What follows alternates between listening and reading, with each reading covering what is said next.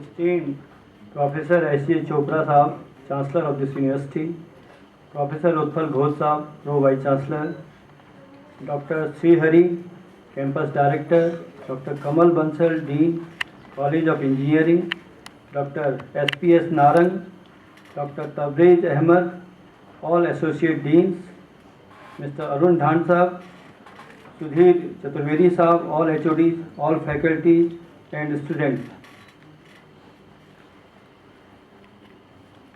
I am thankful to you for inviting me in this function as chief guest. I definitely owe a sense of gratitude to the Chancellor Saab and all others. It is an honor to me to address this gathering. Allow me to say, first of all, how grateful I am that I have got a chance to visit this Center of Excellence in the field of petroleum and energy studies. I would also like to take this opportunity to acknowledge the consistent and staunch endeavor of faculty members, students, and management of this university that it has become the Center of Excellence. And with this togetherness, I feel proud to be a part of this annual Techno-Legal Management Festival, Ignite.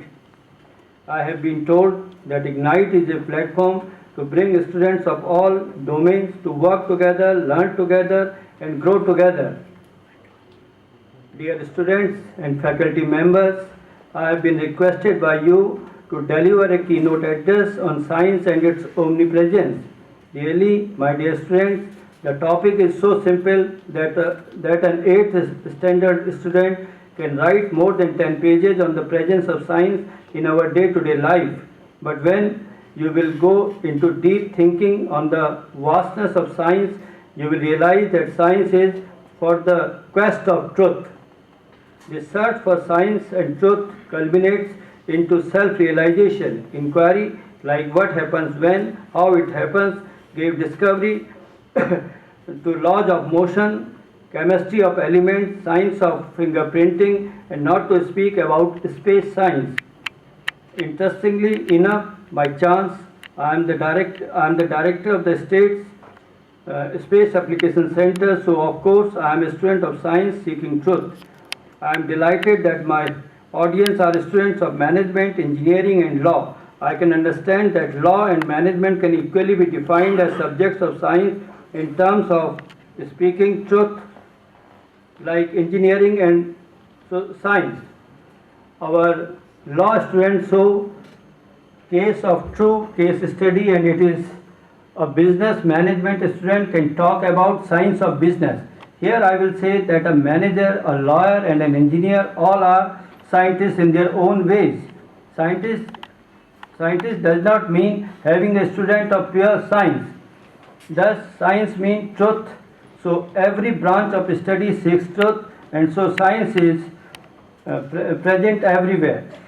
Maybe I am sometimes crossing the bar or the bar of the topic, but again coming into the omnipresence of science, I will quote a Sanskrit verse.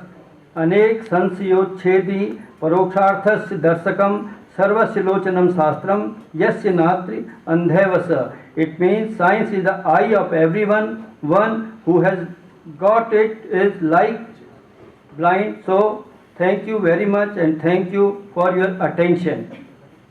Finally, I would like to request to all students and young minds and all the distinguished gathering present here to take on oath written by our beloved President Dr. APJ Abdul Kalam. As a young citizen of India, armed with technology, knowledge, and love for my nation, I realize a small aim is a crime. I will work and sweat for a great vision, the vision of transforming India into a developed nation powered by economic strength with value system. I will keep the lamp of knowledge burning to achieve the vision of a developed India. This was the draft that was prepared by my staff, but I have more to say. To the students especially, who are the future citizens of this country. I will take liberty to speak in Hindi because my thought process is essentially built around Hindi. प्यारे बच्चों, ये जब विज्ञान की बात करते हैं तो आपके पास 3 स्ट्रीम हैं। एक है साइंस, एक है मैनेजमेंट, एक है लॉ। इन तीनों का एक कॉमन थ्रेड है। What is the common thread? Common thread ये है कि हम सत्य तक पहुंचना चाहते हैं, ट्रुथ तक। Science, systematic knowledge to achieve the truth. Management with its various tools क्या करता है? ट्रुथ को इन्वेस्टिगेट करता है, ट्रुथ तक पहुंचने का प्रयास करता है। लॉ, जब हम लोग कोर्ट में, संयोग से मैं बोर्ड ऑफ रेवेन्यू का मेंबर जुडिशियल हूँ, जिसका स्टेटस हाई कोर्ट के इक्विवेलेंट होता है रेवेन्यू मैटर्स में। जैसे हाई कोर्ट का क्रिमिनल एंड सिविल मैटर्स में होता है, वैसे रेवेन्यू मैटर में। तो रेवेन्यू मैटर्स में अगर 2 आदमियों के मुकदमे आते हैं हमारे पास, तो हमसे अपेक्षा ये रहती है कि हम दोनों की केस हिस्ट्री को देखते हुए, उनके आर्गुमेंट्स, काउंटर आर्गुमेंट्स को देखते हुए टू ऑब्टेन द ट्रुथ, हम सत्य तक निकट पहुंचे। लॉ का बेसिक प्रेमाइज है। तो कहना ये चाहता हूं कि साइंस, इंजीनियरिंग एंड इसका लॉ का, तीनों का basic objective, basic optimum reach जो है वो टू ऑब्टेन द ट्रुथ है, to access to the truth है। तो मीनिंग दिया बाय कि हम तीनों की जो टुगेदरनेस है वो ट्रुथ के अन्वेषण में है। हमने अपने वेद वाक्य में एक बात को कहा है कि साहब सत्य रहे, अनृत न रहे, झूठ से हम विमुख हों, सत्य के पास जाएं। हमने एक और वेद में प्रार्थना की, आनो क्रतो यंतु विश्वतः, कि जो सबका कल्याण हो, सबके लिए कल्याणकारी हो, जिसके अंदर एसेंशियल वेलफेयरिज्म हो, वो हमारा ईस्ट होना चाहिए। कहने का मतलब यह है, we have a knowledge in science, knowledge in engineering, knowledge in law. इस सबका ऑब्जेक्टिव कॉमन और थ्रेड है टू ऑब्टेन द ट्रुथ। लेकिन वो ट्रुथ क्या हो? That truth is welfarism. आम आदमी का कैसे भला हो, कॉमन मैन का या अल्टीमेट मैन का या अल्टीमेट बेनिफिशियरी का कैसे भला हो। तो 2 ऑब्जेक्टिव हो गए, डिफरेंट डोमेन्स हो गए, उनमें एक टुगेदरनेस की थ्रेड हो गया, और उस टुगेदरनेस का ऑब्जेक्टिव हो गया कि हम सब योग क्षेमम वहाम्यहम, गीता कहती है योग क्षेम को हम धारण करें। तो ये योग क्षेम जो है, ये किसी भी नॉलेज का सिंथेटिक फाइबर है। इस योगक्षेम को हम कैसे आगे ले जाएं, दैट इज अवर मोटो। मुझे लगता है आपने ये जो इग्नाइट 2015 रखा है, ये इग्नाइट का मतलब कुछ ना कुछ को प्रकाशान्वित करना है। इस इग्नाइट को अगर हम 2 संदर्भ में देखें, आपने कहा कि ये विवेकानंद का हॉल है।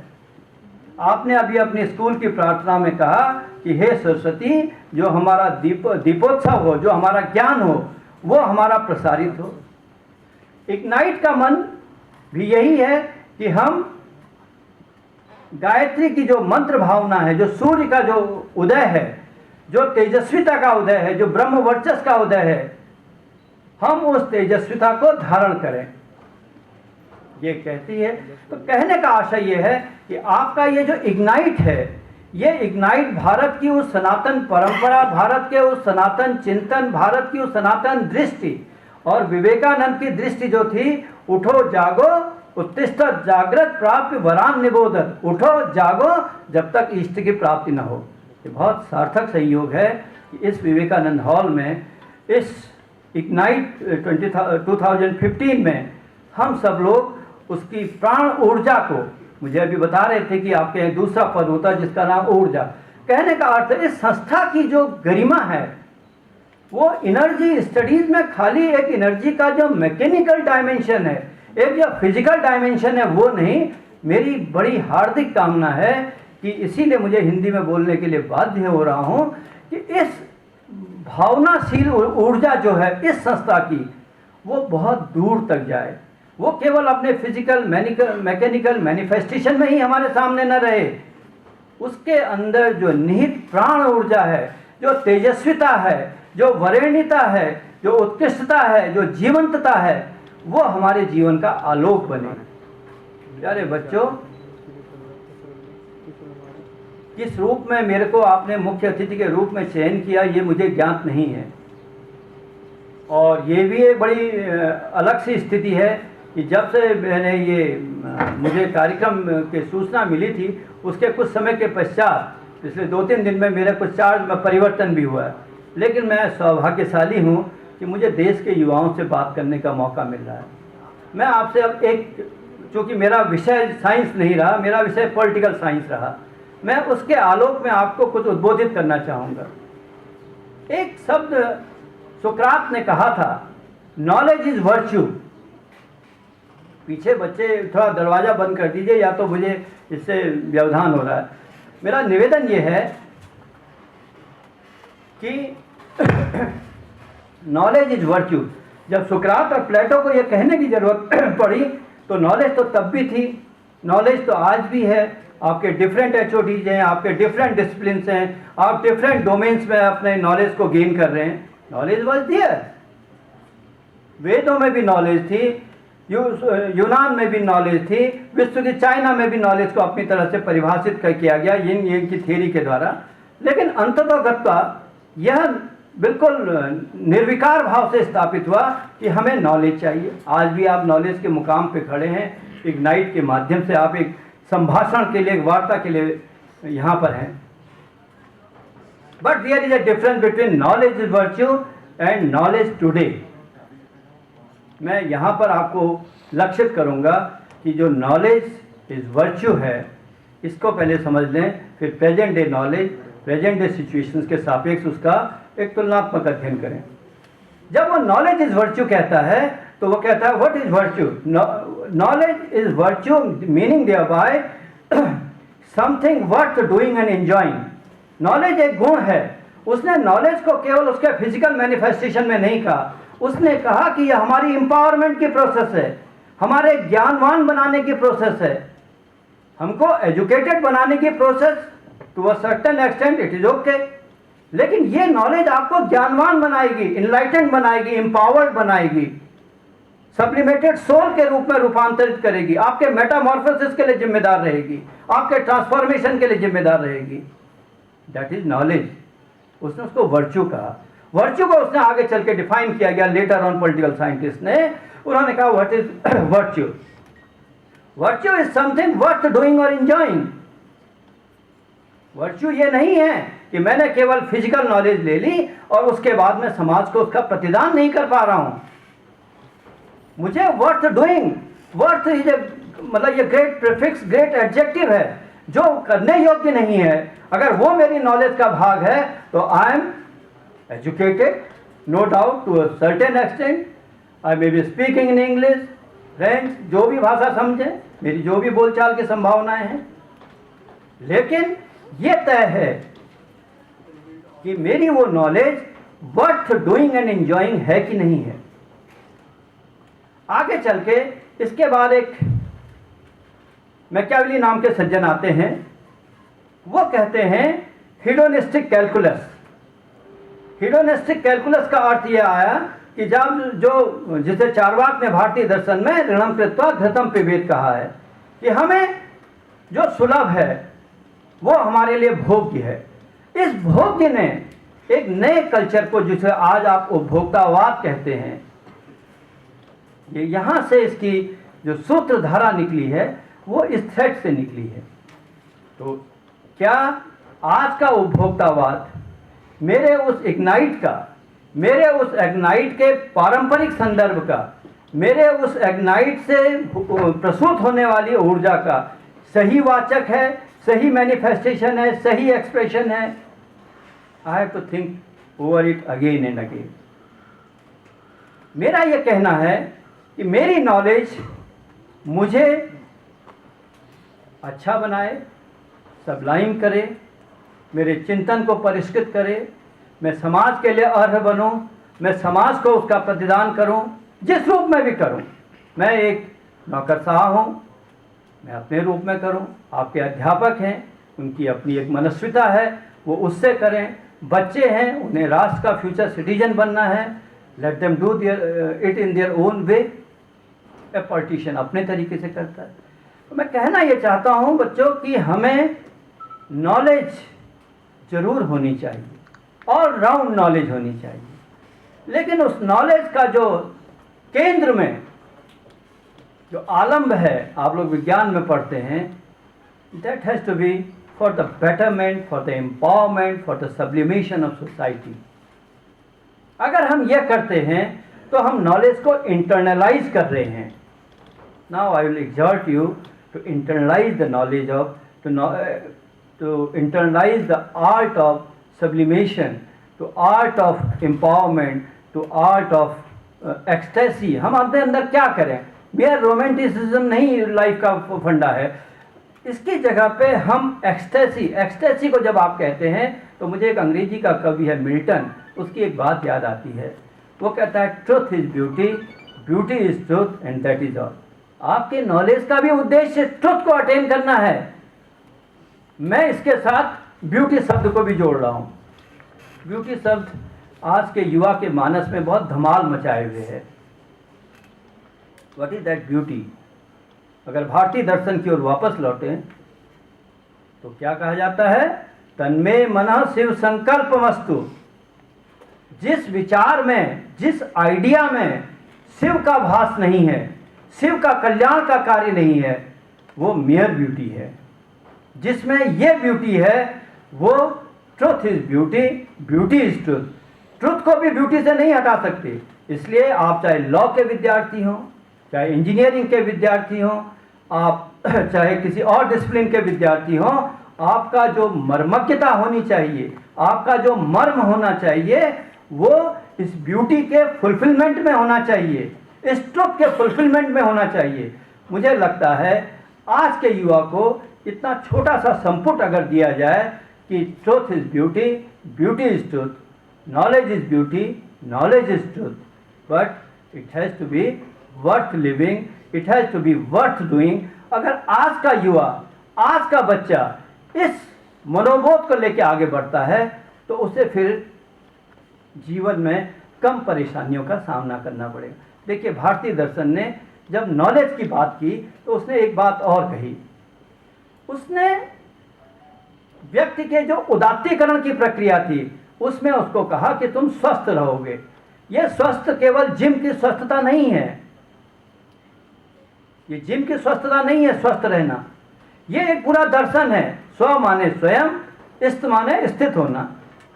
तो हम कब अपने में स्थित होंगे?